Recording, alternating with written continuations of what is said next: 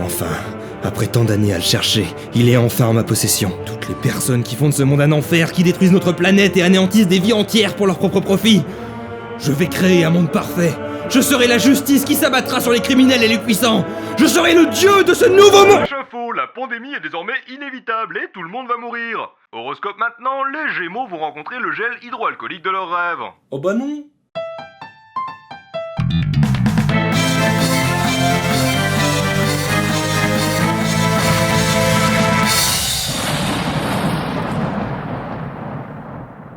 Alors Death Note, ou le cahier de la mort au Québec, je suppose, en tout cas j'espère, est un manga créé par Tsugumi Ohba et Takeshi Obata, publié de 2003 à 2006. Il a donné lieu à des dizaines d'adaptations, dont certaines ne doivent surtout pas être nommées, faute d'invoquer un dieu de la mort directement dans vos toilettes. Alors j'ai bientôt fini. Celle qui nous intéresse surtout, c'est l'adaptation originale animée diffusée de 2006 à 2007, qui est souvent citée dans les listes de meilleurs animés de tous les temps. Thriller fantastique qui vous tient en haleine du début à la fin, il a fait couler des litres et des litres d'encre, amené à de houleux débats sur la justice et la question de qui c'est qui a raison entre les deux personnages principaux, et bien évidemment était la source d'un nombre incalculable de parodies. Et non pas que ça va devenir une habitude, mais extrait non assumé de ma parodie de Death Note faite quand j'avais 17 ans. J'étais un lycéen comme les autres, et le destin m'est tombé dessus. Pour répondre à votre question, non, à l'époque je n'avais pas trop de succès avec les filles. Ça restait gérable. Bref, Death Note a été un succès majeur et une des œuvres japonaises les plus influentes des années 2000. Et s'il y a plein de choses qui peuvent expliquer ce succès, comme la qualité de l'animation, les musiques inoubliables, ou la meilleure scène de mangeage de chiffres de l'histoire de l'audiovisuel, Death Note est surtout réputé pour son concept et le scénario qui en découle. Et aujourd'hui dans Éruption Cérébrale, on va voir comment Death Note construit son récit à l'aide de règles explicites ou implicites, qu'elles soient inscrites dans le fameux cahier de la mort ou non. Mais avant ça, juste pour être au point, on va bien évidemment faire un résumé express de la série. Et si vous n'avez jamais vu Death Note, mettez cette vidéo en pause et allez regarder. Parce qu'une fois spoilé, vous ne pourrez pas revenir en arrière. Un jour qu'il s'ennuyait, Ryuk, un dieu de la mort, ou Shinigami pour les vrais, décide de faire tomber son Death Note sur Terre pour passer le temps. Le cahier tombe non loin d'un lycée où étudie le jeune Light Yagami, élève studieux et précurseur capillaire de Justin Bieber. Quoi ? Light ramasse le Death Note et découvre à l'intérieur des règles d'utilisation. Si l'on écrit le nom d'une personne en pensant à son visage, cette personne meurt. Étant quelqu'un de sensé, Light décide donc de ne jamais utiliser un pouvoir aussi sombre et... Light, bordel! Le jeune garçon, qui est également un précurseur de Kanye West niveau ego, décide qu'il va purger le monde des criminels et devenir un dieu de la justice. Très vite, ces centaines de morts mystérieuses attirent l'attention du public, qui surnomme le tueur inconnu Kira, soit une japanisation de l'anglais Killa, ce qui veut dire que si on avait voulu pousser la traduction à fond, la version française aurait dû l'appeler Killer. Ouais, tout de suite c'est moins classe. Mais avec toute cette attention, Interpol est également sur le coup, et décide d'engager le plus grand détective du monde pour démasquer Kira, le non moins mystérieux L. Celui-ci lance une diffusion pour annoncer au monde qu'il mène l'enquête, et en la voyant, Light, qui ne tue que les criminels, a une réaction tout à fait non. Non mais bordel, Light! Sauf que surprise, le L qui est passé à la télé était un faux, et qui plus est, la diffusion n'avait lieu que dans la région de Kanto au Japon, ce qui réduit grandement le nombre d'endroits où chercher Kira. Bien joué, Light! Ah, au fait, son père est flic et il est chargé de l'enquête. Oh bah ça alors, quelle coïncidence! Très vite, l'étau se resserre et elle devine que Kira est un étudiant et un proche des enquêteurs, vu que Light n'a pas pu s'empêcher de tuer des criminels dont les noms n'étaient accessibles que depuis l'ordinateur de son daron. Sérieux, Light? Sérieux. Le détective décide donc d'envoyer des agents du FBI au Japon pour faire suivre les familles des enquêteurs. Light met alors au point un stratagème pour que les soupçons ne pèsent plus sur lui, et réussit à convaincre l'agent du FBI Repenbar qu'il ne peut pas être Kira, lui évitant ainsi de tuer les innocents. Mais Light, mais non! Et tu tues sa fiancée en plus! Mais bâtard! Bloquée par la mort des agents du FBI, elle est forcée de réduire ses effectifs à une petite escouade de volontaires et de leur révéler son visage. Comme Light est le suspect numéro 1, il décide également de le rencontrer et de lui dire qui il est. Puisque elle est un pseudonyme, il ne risque pas d'être tué. Ryuk propose à Light d'échanger la moitié de son espérance de vie contre les yeux de Shinigami qui lui permettraient de connaître le nom de toute personne qu'il voit, mais Light refuse. C'est alors qu'un deuxième Kira, admirateur du premier, fait son apparition avec son propre Death Note et la capacité de tuer juste en voyant un visage, signifiant qu'il a récupéré les yeux de Shinigami. Après quelques cafouillages, Light finit par rencontrer ce deuxième Kira qui n'est pas un killer mais une killeuse. La jeune Misa Amane tombe immédiatement amoureuse de Light et se dévoue entièrement à lui. Comme Light est un gars bien, il lui réciproque et... Non mais Light sérieux, on t'a fait quoi quand t'étais gosse? La fin du jeu approche, si Light arrive à faire se rencontrer elle et Misa, il pourra avoir le nom du détective et s'en débarrasser comme bon lui semble. Il ne lui reste plus qu'à trouver un moyen de... Eh ben c'était facile. Plus qu'à passer un petit coup de fil et elle a fait arrêter Misa. Light est donc, comme on dit dans le métier, dans les étrons jusqu'à la glotte. Mais il a une idée. Une des règles du Death Note, c'est que si on en abandonne la propriété, on en perd également tout souvenir. Il demande à Misa d'abandonner la propriété de son Death Note et elle oublie avoir été la deuxième Kira. Puis il met au point une technique imparable pour racheter le cœur des fans. Il demande à être enfermé lui aussi pour prouver qu'il n'est pas Kira, puis il renonce au Death Note à son tour. On découvre alors un tout autre Light qui a toujours son sens de la justice, mais qui n'est pas un taré génocidaire et mégalomaniaque. Sauf que pendant son enfermement, aucun meurtre n'est commis. Aurait-il, comme on dit dans le métier, déféqué dans la glu? Non, car tout à coup, un nouveau Kira frappe. Light est innocenté, mais elle ne lui fait toujours pas confiance, et décide de rendre un grand service à la communauté des fanfictions en s'attachant littéralement à son rival. Light et elle travaillent donc ensemble pour arrêter ce nouveau Kira qui utilise le Death Note pour faire grandir l'entreprise Yotsuba. C'est donc le Kirapitaliste. Le Kirapitaliste n'est cependant pas aussi malin que Light, et très rapidement, il est identifié, piégé et arrêté. L'équipe de L récupère le Death Note et Light met la main dessus, retrouvant alors tous ses souvenirs. Ce qu'il avait prévu depuis le début! Qu'est-ce qu'il est intelligent ce gosse. Il a également ajouté une fausse règle dans le Death Note qui indique qu'après avoir tué quelqu'un, si on ne tue personne dans les 13 jours qui viennent, on meurt. Cette fausse règle finit de les innocenter, lui et Misa. Le plan de Light culmine juste après que elle lui ait lavé les pieds, ce qui n'est pas du tout connoté, voyons, c'est une référence à la Bible quand Jésus lave les pieds de Judas et...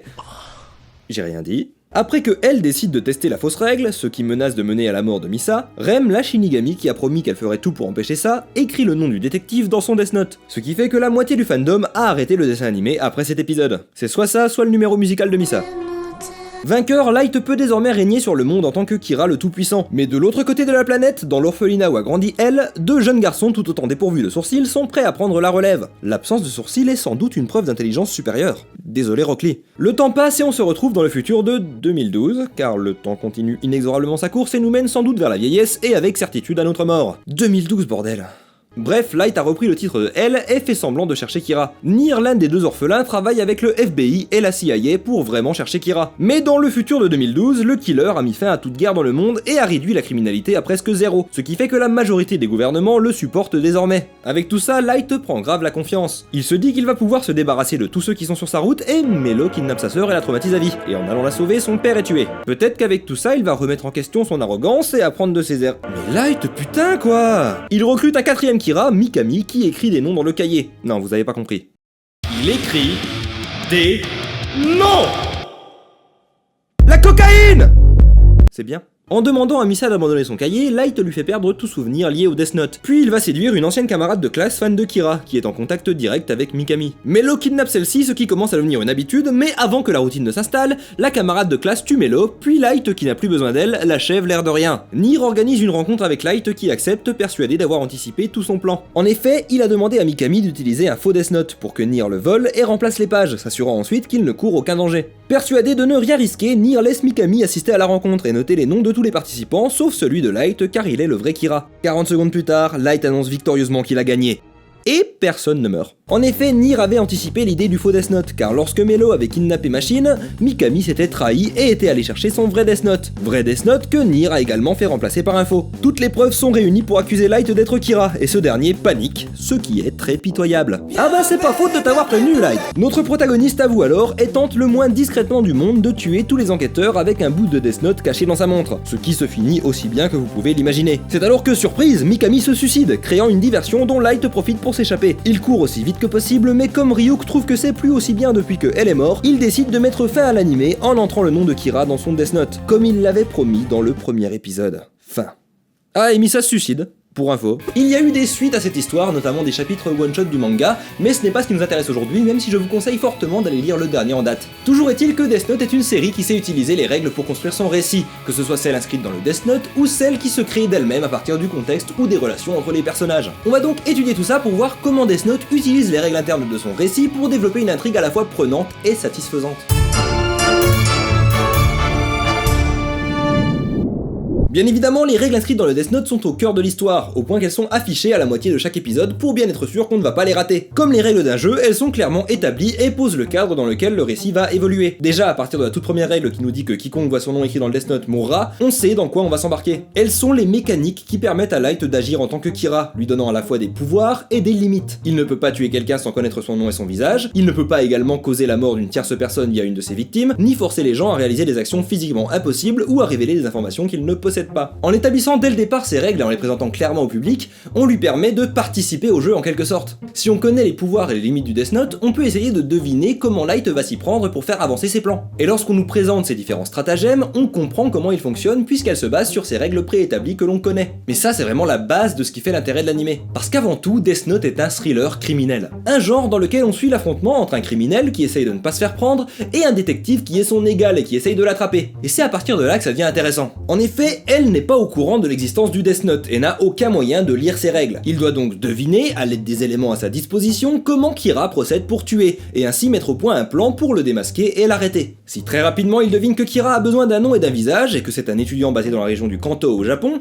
il lui manque une grande partie des informations. C'est à partir de là qu'une partie d'échecs commence entre lui et Light. Chaque action que prend Light peut potentiellement dévoiler plus d'informations à elle sur le Death Note, et il prend donc un risque à chaque tentative de trouver le nom et le visage du détective. Quant à elle, il sait qu'il ne peut rien prouver s'il ne met pas lui aussi sa vie en danger. Le but de Light est donc de cacher autant que possible les règles à elle, et le but de ce dernier est de les découvrir avant d'être tué. Cette dynamique crée un équilibre de pouvoir qui rend l'intrigue d'autant plus prenante et est une règle d'or du thriller criminel. Il faut que le détective et le criminel soient sur un pied d'égalité. Si le détective est à côté de la plaque, ou si le criminel est stupide, il n'y a aucune tension dramatique puisqu'on sait clairement lequel des deux a l'avantage. Ce que Death Note illustre très bien avec le personnage d'Iguchi, le kirapitaliste. En entrant en possession du Death Note, il en découvre les règles écrites, mais il ne réalise pas les règles du jeu du chat et de la souris qui est en cours avec elle. Là où Light anticipe les informations disponibles aux enquêteurs pour garder l'avantage, Iguchi ne se pose pas de questions. Il nous montre ce qui se passe quand un nouveau joueur entre dans la partie sans en comprendre les enjeux. Et ça se finit aussi bien que vous pouvez l'imaginer. Mais en dehors des personnages, les règles sont également connues de l'audience, nous qui regardons la série. Death Note s'assure que nous comprenions mieux les enjeux que ce pauvre Iguchi. On connaît les règles du Death Note et les conséquences de la victoire de l'un ou l'autre des protagonistes. Ce qu'on ne sait pas, et qui rend l'intrigue intéressante à suivre, c'est ce que les personnages vont faire avec ces règles. La majorité du temps, les plans de Light ou elle ne nous sont révélés qu'une fois qu'ils ont été mis en place. Ce qui fait que pour une bonne partie de l'animé, on en sait moins que les personnages. On connaît les règles de base, mais on n'a pas toutes les infos qu'ils ont. Et cette dynamique change lorsque Light devient amnésique. À ce moment, le public est le seul à savoir qu'il y a un plan en cours. Light n'a plus aucune info sur le Death Note autre que celle devinée par elle, et il ignore évidemment qu'il est Kira. Dans l'ombre, Light a un plan pour récupérer la mémoire et s'innocenter,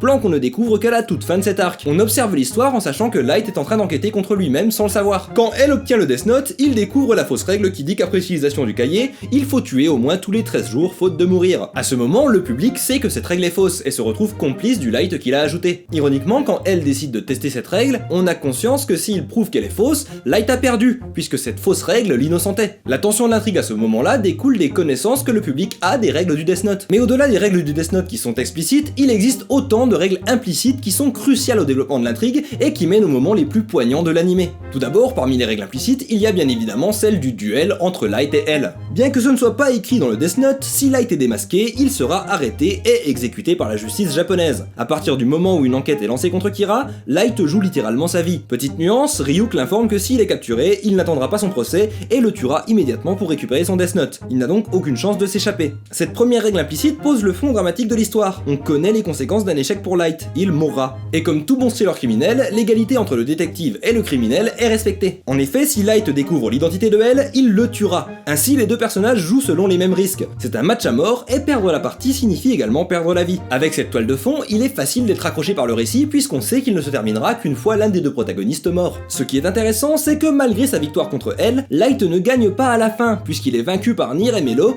deux nouveaux joueurs qui remplacent le premier détective et continuent la partie en son nom. La première erreur que fait Light, c'est de considérer qu'il a déjà gagné et que ses nouveaux adversaires n'arrivent pas à la cheville de elle. Il leur donne ainsi un avantage en ne jouant pas sérieusement au début à cause de son arrogance. Et on arrive ainsi sur une autre facette des règles implicites, celle liée aux personnages. Les personnages de Death Note sont très bien définis, ils ont des qualités et des défauts qui servent de moteur à l'intrigue. Tout d'abord, Light a un défaut principal, il est arrogant. C'est établi très tôt dans le récit quand il annonce qu'il deviendra un dieu, et ça lui coûte très cher dès le départ puisqu'en se pensant inatteignable, il révèle énormément d'informations à elle en pensant le tuer en direct à la télévision. À ce moment du récit, Light n'avait aucune raison de tuer le faux elle, si ce n'est pour répondre à sa provocation. C'est d'ailleurs la première fois qu'on le voit tuer quelqu'un qui, autant qu'il le sache à ce moment-là, est censé être innocent. Cet acte d'arrogance pure est le premier engrenage dans le mécanisme de sa défaite inexorable, mais ce n'est pas le seul. À de nombreuses reprises, Light laisse son arrogance le piéger et lui coûter cher. Tout ça pose une nouvelle règle implicite.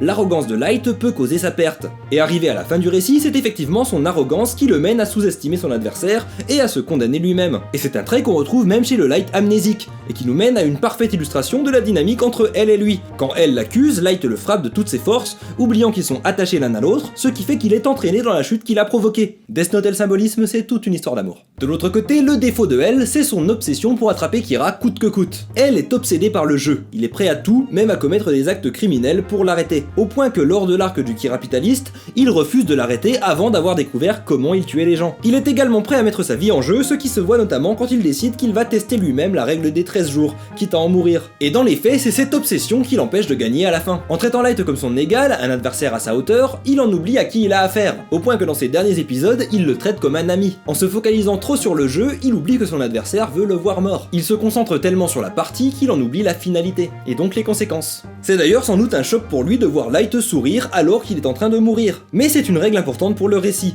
Elle ne s'arrêtera pas de poursuivre Kira tant qu'il sera vivant. Du coup, il est nettement moins vivant maintenant. Un autre personnage très intéressant quand on parle des règles du récit, c'est Misa, justement parce qu'elle ne joue pas au même jeu que les autres. Impulsive, elle prend des risques inutiles et met Light en danger à cause de son manque de préparation. Mais elle possède également un pouvoir bien plus grand à l'aide des yeux de Shinigami. Misa est un agent du chaos qui vient régulièrement renverser le plateau d'échecs et mélanger les pièces de façon aléatoire. Grâce à Misa, l'histoire n'est pas linéaire et tout peut arriver. Ça, ce sont des règles propres à chaque personnage, mais le récit tire sa force des relations qui se créent entre eux. La plus importante à mes yeux, c'est le lien entre Rem et Misa, et entre Misa et Light. Très vite, des règles sont établies entre ces personnages. Premièrement, Rem tuera quiconque menace de tuer Misa. Ceci force Light à la garder en vie, et donc à conserver cette carte folle qui peut à tout moment lui exploser au visage. Ensuite, Misa se dévoue entièrement à Light, ce qui lui donne un certain contrôle sur elle, malgré son impulsivité. Mais une règle plus pernicieuse est introduite par Light lui-même. S'il meurt, Misa ne voudra plus vivre. Ce qui fait que Rem doit également protéger Light si elle veut sauver Misa. Et si cette relation est si importante, c'est parce qu'elle contient les règles que elle ignore jusqu'à la fin. En effet, au moment où il est sur le point de démasquer Light et Misa, il ne sait pas qu'il signe son propre acte de décès. Puisqu'il menace directement la vie de Misa, il pousse Rem à entrer son nom dans le Death Note. Cette règle implicite et le fait qu'elle soit cachée jusqu'à son utilisation mène à la mort de elle. Encore une fois, l'ignorance des règles du récit a causé la perte d'un personnage. Une autre règle implicite qui mène à la défaite d'un personnage, c'est que ni Rem et Lo ne sont pas aussi intelligents que elle. Indépendamment, ils ne représentent pas une menace pour Light. Cependant, leur alliance permet de dépasser elle, et c'est ce qui mène à la chute de Kira. En les affrontant individuellement, Light arrive à les vaincre, mais il ne réalise pas que ses adversaires peuvent se liguer contre lui, et changer l'équilibre du jeu. Light a toujours travaillé seul, ou alors en manipulant les gens. Il ne connaît pas la puissance d'une alliance. Pour faire court, il est démasqué parce qu'il ne comprend pas que 1 + 1 = 2. Mais si sa défaite est causée par Nirem et Lo, sa mort, elle, est la conséquence d'une autre règle qu'il n'a pas comprise. En effet, même démasqué à ce moment de l'histoire, Kira a le soutien d'une grande partie de la population et des gouvernements du monde. Il aurait facilement pu s'en sortir. Mais il pense qu'il est entouré de personnes qui ont un code moral trop strict pour le tuer, et donc croit qu'il peut se débarrasser d'eux sans risque. C'est là qu'il oublie un personnage clé de Death Note, Matsuda. Ce jeune policier est établi dès le départ comme étant plutôt d'accord intérieurement avec Kira. Dès ses premiers épisodes, il ne cache pas qu'il est politiquement d'accord avec l'idée de tuer les criminels pour en débarrasser le monde. À côté de ça, il développe également une grande fidélité pour le père de Light, à qui ce dernier a éhontément menti pendant plusieurs années jusqu'à sa mort. Matsuda a donc à la fois le code moral et une bonne raison pour abattre Light. Light ne considère pas Matsuda comme une menace et ne réalise pas les sentiments qu'il avait pour son père. Sans doute parce qu'il s'est lui-même débarrassé de tout attachement. En ne prenant pas en compte l'importance émotionnelle des relations entre les gens, Light cause sa perte. Tout comme elle, il est vaincu à cause d'une règle implicite qu'il n'avait pas prise en compte. Death Note est une œuvre très riche. Elle possède un concept unique qui pourrait être réutilisé à l'infini. Mais à mes yeux, ce qui a fait le succès du manga original et de son adaptation animée, ce sont les règles avec lesquelles il a construit son récit. Regarder Death Note, c'est observer un puzzle qui s'assemble pièce par pièce sous nos yeux. La façon dont les informations nous sont données nous permet de comprendre ce qui se passe à chaque moment donné, ce qui est crucial dans le genre du thriller. Et quand on a compris comment les pièces s'assemblent, c'est un plaisir de revisionner la série. On peut y découvrir tous les détails qu'on a manqués et qui participent à faire de cette intrigue une histoire de haute volée qui nous tient en haleine de bout en bout. Alors si vous voulez vous en inspirer pour raconter votre propre histoire où deux génies s'affrontent dans une partie d'échecs sous haute tension, essayez de décortiquer toutes ces petites règles qui font que ça marche. Comprenez ce que le public a besoin de savoir à un moment donné. Distribuez les cartes de façon équilibrée et n'hésitez pas à bousculer le tout avec un peu de chaos. People, l'actrice cubaine Ana de Armas a officialisé sa relation avec Ben Affleck. Affleck, ça prend 2 F ou 2 L?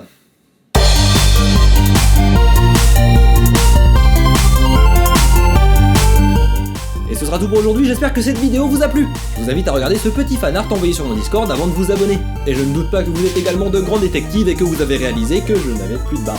Maintenant, si vous le permettez, je vais aller me débarrasser de cette immonde coupe de cheveux. Hopper, out.